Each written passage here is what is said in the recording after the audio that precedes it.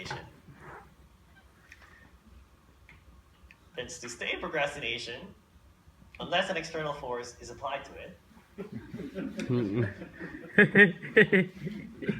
This is formalized more in the second law, which says that the AJ of a doctoral or master's thesis process is directly proportional to the flexibility given by the advisor and inversely proportional to the student's motivation. And we can write as an equation as H of the thesis equals flexibility divided by motivation, which we can abbreviate as A equals F over M, which we can rewrite as F equals MA.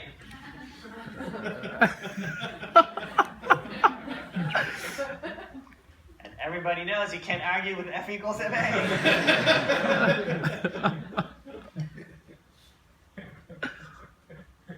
And I'm really glad you guys laughed at this joke. I do appreciate it.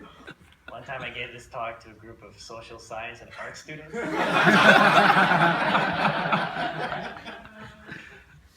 Dead silence.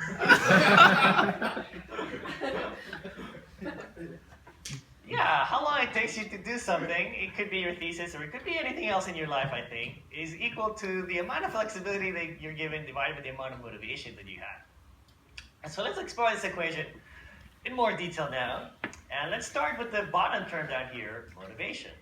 Because, I think most graduate students come to grad school bright, enthusiastic young people. You come here eager to learn, eager to make a difference in this world with your research. You come with high expectations, and so you get here and you take that next step in your life, and you're ready to turn that corner, ready to face the challenges of graduate school. And then you find out grad school is more like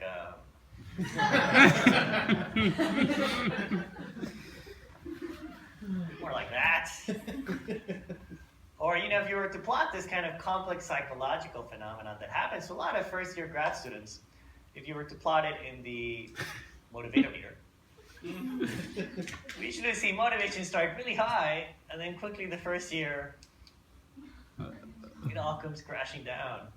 And I think it all comes crashing down for a couple of reasons. First of all, you kind of have to get used to being average. A lot of grad students, maybe they used to be one of the better students in undergrad or high school, one of the best, at the top, kind of near the top of their class, right? Then you get to grad school. There's not a lot of room at the top. Also, you find out that grad school makes you dumber.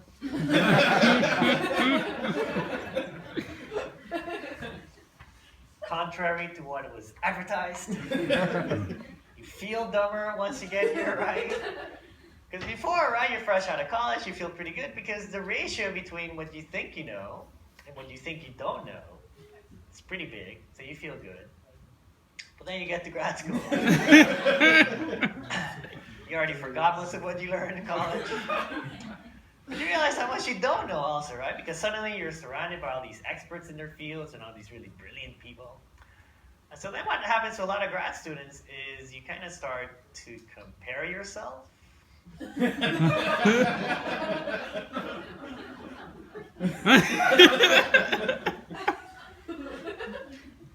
Exactly me, man. Yes, you know who I'm talking about here. Yeah. The person in your lab or your group or your cohort that just seems to work all the time, just cranks out all those papers, makes you want to...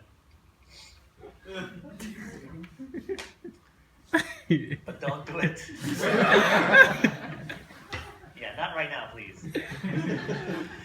Yeah, you end up comparing yourself, to your peers, to your professors, to your advisors, to your professors, and you end up feeling like an imposter. So I hope maybe it's a thing that you guys have been talking about. It's called the imposter syndrome.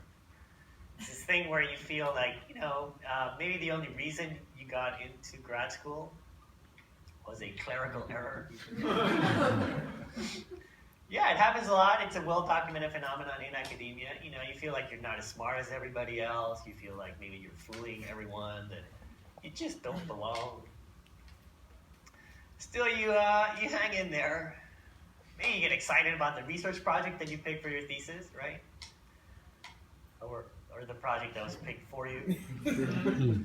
But you kind of get excited about it, right? Because it's kind of interesting and it's kind of cool, right? Until you find out it's impossible. and somebody already did it. You get motivated by your finals or your qualifying exams, right? But then you actually pass. And you can't even get out of bed anymore. Still, you hang in there. You hang on. You claw your motivation up the motivation chart little by little as you go on. Until that one day, when you get that phone call, you know that phone call from your friend?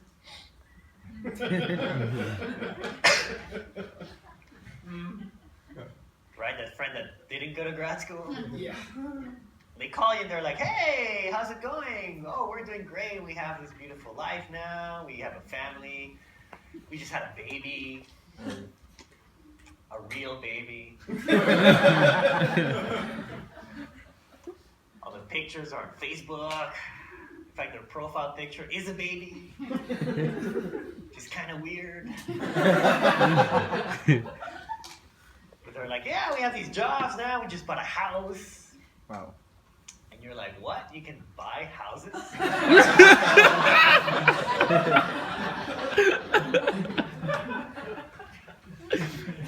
You have a nice car. Meanwhile, you're on the other line. All by yourself.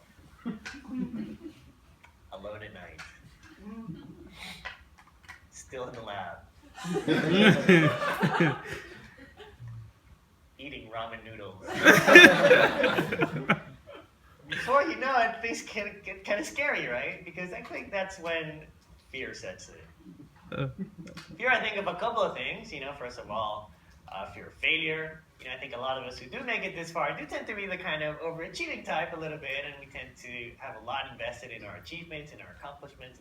So we have a hard time sometimes, I think, admitting when it's better to keep moving on. Of course, then the problem is you also get fear of moving on. Right? Because, grad school can be a relatively comfortable place, right? Relatively speaking. Right? You can walk into your office at your lab at 10 a.m.? Okay, 11 a.m.? Okay, let's see if this works. How many people here today came to this lecture straight from their apartments and haven't even been to the lab? Sure. Yeah, a lot of people, I see a lot of grad students kind of freak out here because they are actually afraid of what will happen to them, if you graduate, right? Because if you graduate, then you kind of have to decide what you want to be when you grow up. And you're sort of afraid of rejoining the real world out there, beyond the walls, right? Kind of like what happens to people in prison.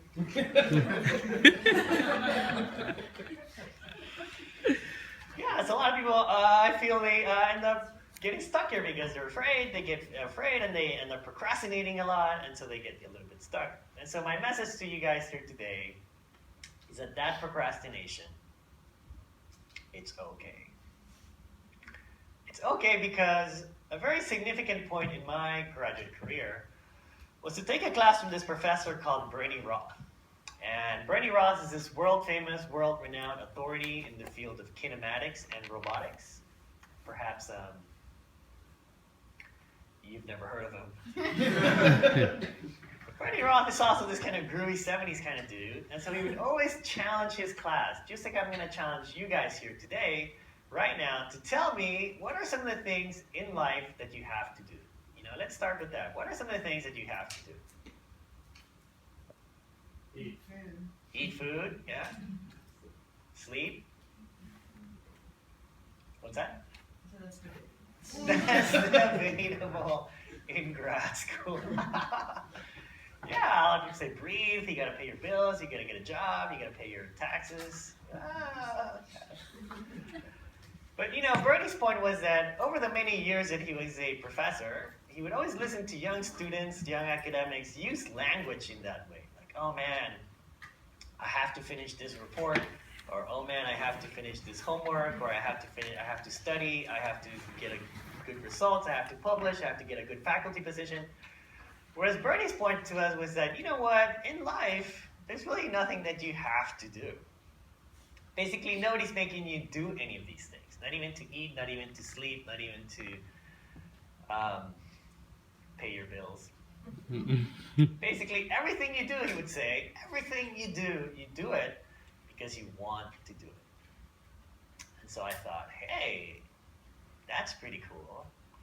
If that's true, then I say that procrastination is what you do when you're doing what you want to be doing.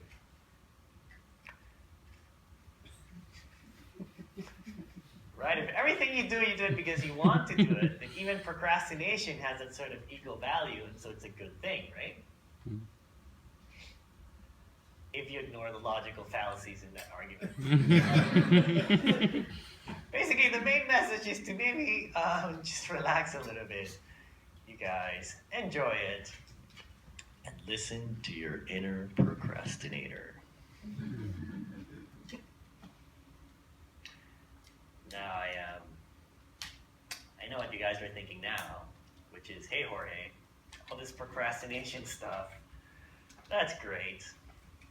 But what if I never graduate? How does any of this help me get out of Columbia, Missouri? Well, fortunately, for all of us, in anything you do, fortunately, there are other terms in the equation. Yeah, so as small as this bottom term here may get for you,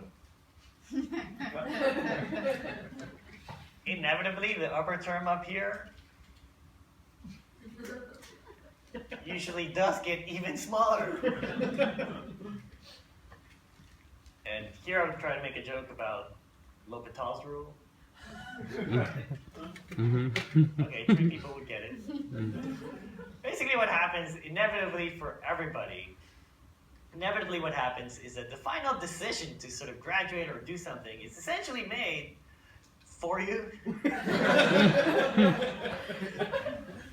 Inevitably, you run out of time, you run out of money, you run out of, you're expecting a baby, or your significant other gets a job somewhere, or you find a job that you really, really want, and so all of a sudden you'll be faced with a deadline you will not want to miss. Because one of the things I feel like nobody ever tells you about getting your PhD is that nobody's ever really happy with their thesis. This is true. If you ask anyone with a PhD, even your postdocs, your professor, your advisor, if they were 100%, 0.0% happy with the final product they turned in at the end, most likely, I'll bet they'll tell you, not 100%, right? Most likely, I'll bet they'll tell you they run out of money, they run out of time, they're expecting a baby, so they just had to grab all the research they had done up to that point, anything they could, slapped it all together into this one document, checked that all the margins were the right, margins, very important, guys. Margins were the right size, and then just shipped it out the door. Because the other thing I noticed about academia is that, if you look at anyone who's famous in your fields of research, any of the big names, any of the world-renowned experts, if you look at the work they're famous for, most likely, I would bet, they're not famous for the work they did as grad students, right? Most likely it's for the work they did as professors. Which is kind of scary, I know, it's a little scary. But that makes sense, right? Because when they were professors, they had grad students do